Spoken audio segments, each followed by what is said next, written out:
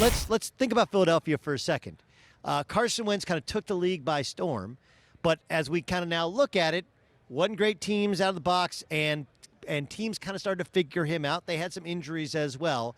In summation, and nobody breaks down tape the way that you do, are you convinced that the Philadelphia Eagles drafted a franchise quarterback for the next decade in Carson Wentz? Absolutely. I actually felt that way when I went out to Fargo, North Dakota last year for the Carson Wentz Pro Day and spent 3 days out in Fargo and talked to not only Carson but his teammates, his coaching staff, fans in the stands, you name it, I talked to them all. His workout was very, very impressive.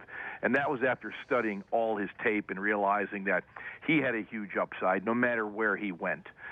I believe he landed in a very good spot in Philadelphia with Doug Peterson as a head coach, Frank Reich as an offensive coordinator, and John DeFilippo as a quarterback coach. All understand the quarterback position. Certainly Wentz has a ways to go, like every rookie does after his first season, but he showed so many of the physical and mental attributes that you have to be successful long-term in this league. I think the future is very bright. All right, so now what do you think they most need to put around him in order for the Eagles to get back and legitimately compete for the top of that division? They must find explosive players. If the Eagles had an Achilles heel last year, it was their inability to provide explosive plays offensively. The NFL has turned into a big play game. It's very difficult against today's multi-dimensional defenses, sophisticated defenses, to go 80 yards in 12 plays, Doug. You've got to have the quarterback that can zip it down the field, be accurate with the deep ball. Carson Wentz is that guy. They just didn't have the wide receiving core that could stretch the field vertically and deliver those big plays. Ron Jaworski joining us, ESPN NFL analyst, and of course he's also the co-chair of the Philadelphia NFL Draft Host Committee. The first ever outdoor NFL Draft Theater will be located on the steps of the Philadelphia Museum of Art overlooking the Benjamin Franklin Parkway, where the NFL Draft Experience Festival will be held. They're going outdoors. That's risky. Look, I know it's a beautiful time of year, and but like outdoor, there's a lot of risk there, Jaws. There's always risk when you're talking about late April weather-wise. We'll have our fingers crossed, and we'll have a plan B.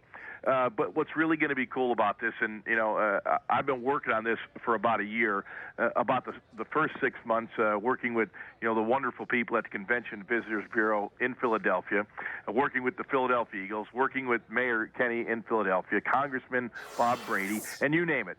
We put together a heck of a team, and it took us about 6 months to get the commitment from the NFL to bring the draft to Philadelphia, and there couldn't be more excitement in town. The original draft, Doug, was held in Philadelphia 80 years ago. It was there a few times in the 40s and 50s, but we're back right now in Philadelphia, and the town could not be more lathered up, particularly after Howie Roseman was able to negotiate to get back in the first round for an Eagles pick. Well, that's what I was getting. That was what I was getting at. Like, they got the draft, and like, oh wait, they don't have any draft picks, and then they got the Vikings draft pick. Take me to the Minnesota Vikings. They had so many injuries in that offensive line. We learned last week that Teddy Bridgewater is likely to miss the entire season. So that means Sam Bradford, who had the all-time single-season completion percentage mark this year, complete over 70% of his passes. If you were with the Minnesota Vikings, do you think you should be happy with that trade? No question about it. I thought Sam Bradford had a tremendous season last year. When you consider what happened to the Vikings offensively on their offensive line, losing their left tackle, their right tackle, and pretty much jury-rigging that line together all season long, I thought Sam Bradford was absolutely phenomenal. His ability to read the coverage pre-snap, validate it at the snap, get the ball out of his hands quickly. When you come to a team a week before the regular season opener pretty much and put up the kind of season he did, it's a real testament to not only the physical talent of Sam Bradford, but the mental acumen that you have to learn an NFL offense in that short period of time. And I said this actually before Sam played it down in Minnesota, that I thought going into the next season, this was before last season, that Sam Bradford would win the job in Minnesota. And I think he has, even despite the fact that Teddy's injured. By the way, I like Teddy Bridgewater as well, but I do believe Sam Bradford had an outstanding season and will continue.